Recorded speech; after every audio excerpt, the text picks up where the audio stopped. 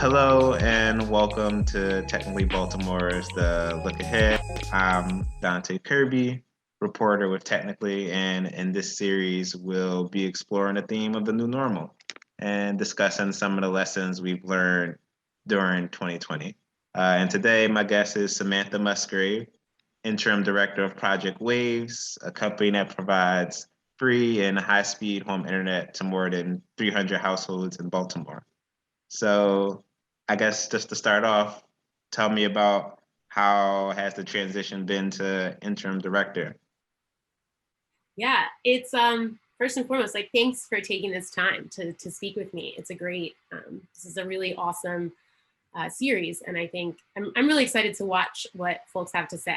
But the transition has been really intense and also really rewarding. I think Waves has always been pretty well positioned to manage these kinds of changes just because of the collaborative nature and the way that we work, like the way that we work with communities and our partners. I think that the transition was quick. Like, obviously I needed a few weeks to find my footing, but I've been really, really lucky to receive like great advice and guidance and support from my team and from like our partners who are invested in this work. So, And what's new with Project Wave since we last spoke? Great question. So we last spoke, I think, in May, and since then we've really made progress.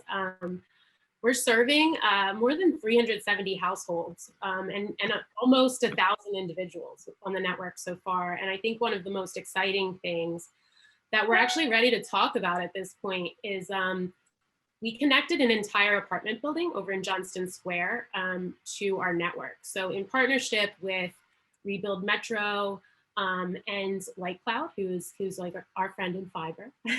We ran fiber to that apartment building and connected all 217 units there to 200 megabit per second symmetrical service.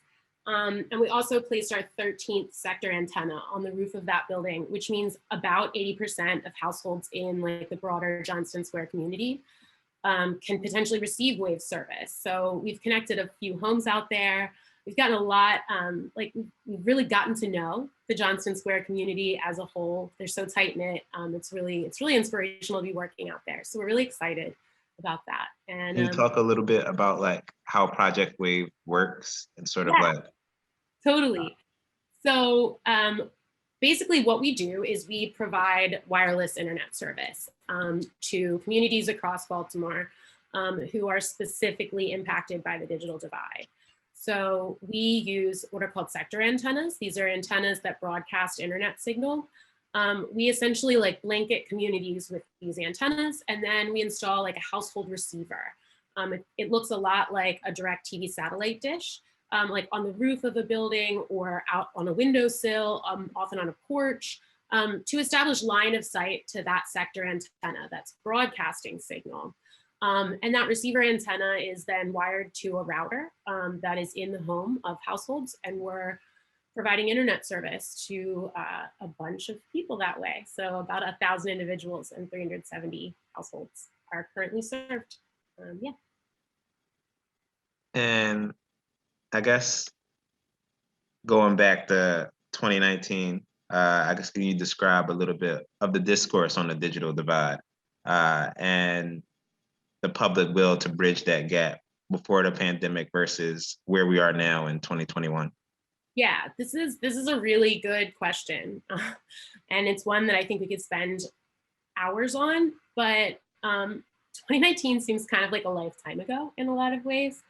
I have a lot of thoughts on like the discourse and kind of the path that we've taken to get where we are now. But I think mostly back in 2019, like the public response to the digital divide was really in large part a response to actions taken like on the federal level, the Trump FCC repealing net neutrality, a general failure and refusal to redefine or increase the definition of like high-speed broadband.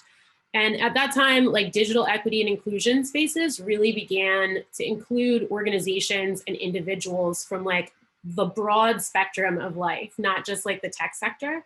So it seems like back then there was this like light bulb moment and like coalition building hit a new level. That's around the same time that we saw the BDEC come together, the Baltimore Digital Equity Coalition. But now it seems like 2020 rolled around, right? And like the COVID-19 pandemic really exacerbated some of these like super deeply entrenched and like inexcusable ways that the digital divide has really impacted Baltimore specifically. Like once schools and daycares, like primary care physicians' offices and like workspaces closed back then, the divide was like just super stark. And a lot of digital inclusion spaces and equity spaces had always been like really aware of the ways that like the divide mirrored racial and socioeconomic lines.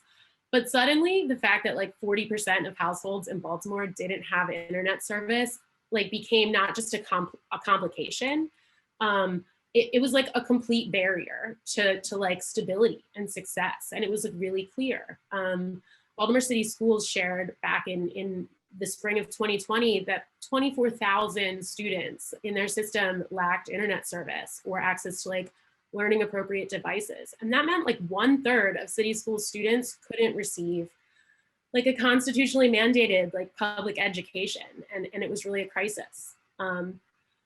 So I think like we kind of went through 2019, we were all kind of coming to tables, right? Coming into these spaces. And then 2020 hit and there were a lot of like stopgap measures put into place that really aren't intended to be long-term, right?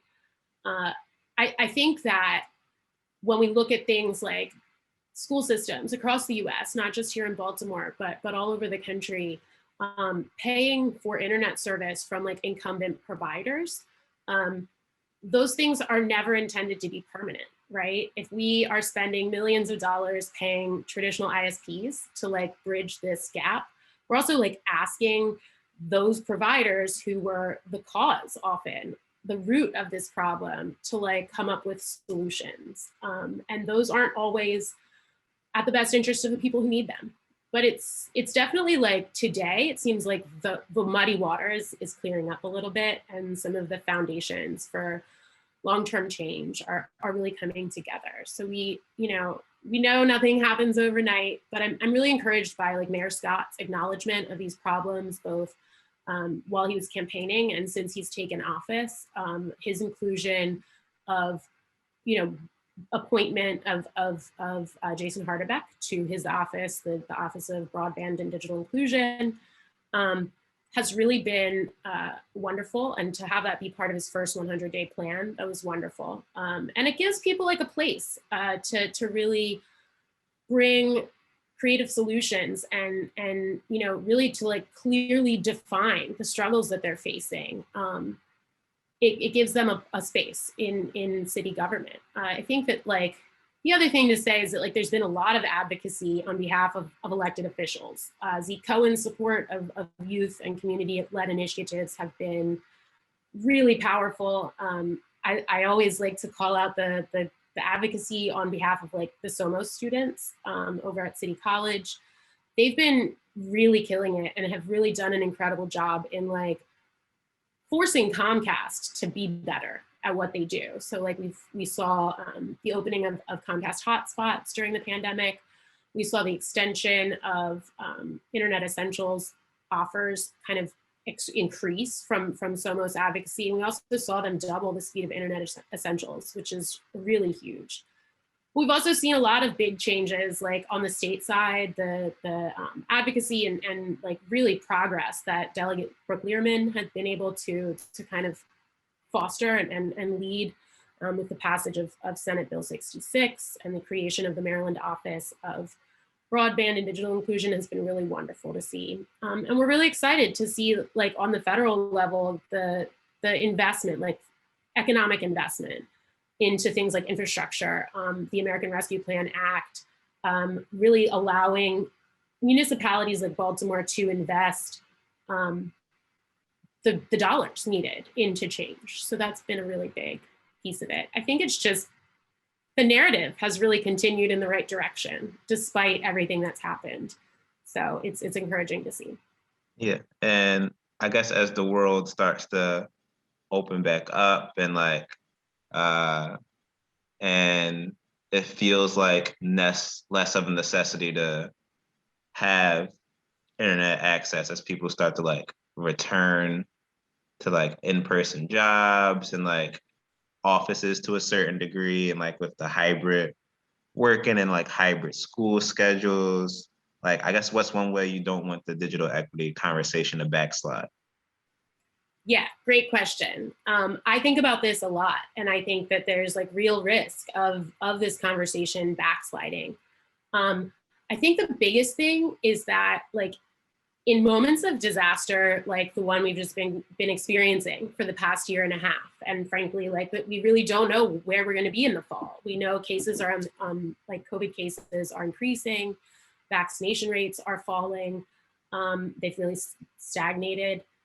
It's easy for us to like look toward major incumbents for like long-term answers to really entrenched problems like the digital divide. And when we do that, we're really allowing major causes of these problems to like define the solutions. So we saw that like, you know, we've seen that already occur in bringing Comcast into these like, you know, stopgap solutions and measures. I'm really hopeful that as we continue this conversation toward like municipal broadband in Baltimore, which is deeply needed, there are a lot of voices at that table, and those voices come from, you know, all walks of life, right? We need to have conversations with community internet service providers like Waves and like Rowdy Orbit, who have experience providing service from a lens of community like health and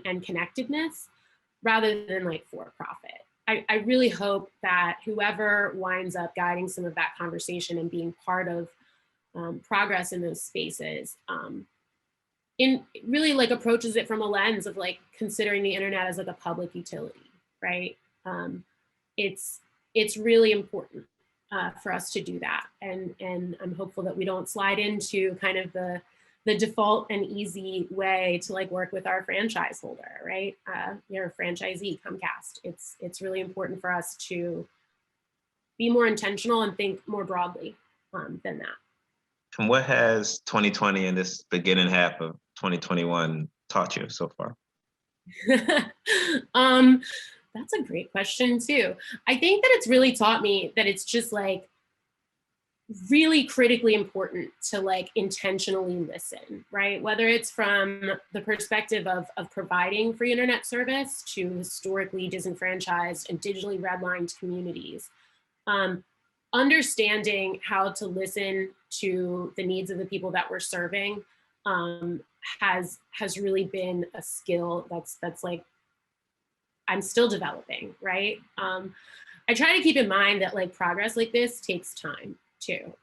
Waves, when I joined the Waves team, I think we had about 25 households connected, and it's taken us like every second of the past year to connect the 370 plus households that we have on the network. And so I try to remind myself that like, even though it's kind of felt like we functioned in crisis mode in a lot of ways in 2020 and the beginning of 2021, we've made a lot of progress in a relatively unstable time. So yeah, I mean, it's been wonderful to work with so many different organizations that have been at this table, right? And I credit a lot of that to the work of the Baltimore Digital Equity Coalition, giving us a space to collaborate effectively and to really push each other to like think outside the box, right?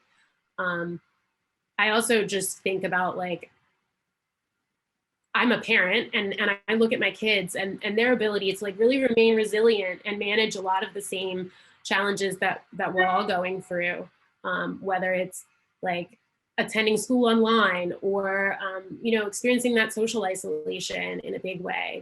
They've remained so resilient and flexible, and I look at them as like a real source of inspiration. You know, my own children and then the kids that we're serving. So yeah, I think that like biggest things I've learned, like be flexible, expect the unexpected, and allow yourself kind of the space to let progress happen, the space and time to let that happen.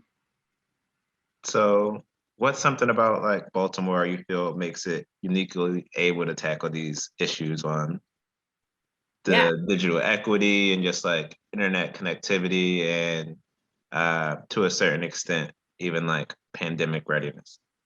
Yeah, I think, there's a ton, right? I think Baltimore is like it's such a diverse city, and there's so many um, incredible, like large and small organizations that are here and that have always been here. I grew up in Baltimore, and I've lived kind of all over the country. And I think the thing about Baltimore that's like the best and most specific thing that really helps all of us to like address big challenges like this is that almost everyone you meet in Baltimore just like wants to be here. And that kind of like experience of feeling like a local, regardless of where what brought you to Baltimore, like we all have the opportunity to be from Baltimore, and that sense of belonging like really translates into a sense of community. And I've had the privilege this year of like working with so many people, like across the country, truly, who are dealing with connectivity issues. I can honestly say without reservation that everyone at the table in Baltimore feels specifically part of this conversation. And I think I credit Baltimore like as a city for like allowing anyone to be a local, right? And to kind of approach big changes and big problems together in a really effective way. So. And I guess on that note, to sort of wrap us up, is there anything you feel we haven't talked about in regards to like Baltimore and digital equity and like project waves, and I guess how you see the future playing out? Yeah, I mean, I think that we're all like still in that one day at a time space. We are all, I think, more on edge, right? Prepared a little bit to expect that unexpected, right? We're all kind of still in crisis mode in a big way, but I think we're all also kind of seeing that light at the end of the tunnel. I feel like this has really shifted like this past year has really shifted how we're working and where we're working. And kind of like as I think about like the next year, what my life is going to look like with kids returning to school, working, for the most part remotely. I also feel like those are the kinds of things we need to include in equity conversations, right? Like if I'm able to work remotely from home and have access to the internet service that I need to do that, and my kids are able to, heaven forbid, but under certain circumstances, it might become necessary for them to attend school virtually. We need to make sure that everyone has the opportunity to do those things. And we need to start conversations from those spaces. Everyone needs to recover from this moment, and everyone needs the resources that they deserve to recover from that. And a big piece of that is ensuring that we continue to narrow this digital divide in Baltimore, and that we're working with the right folks to do that. So. Yeah, and thanks again for taking the time to talk with me, Samantha. That's been Technically Baltimore's The Look Ahead. Until next time.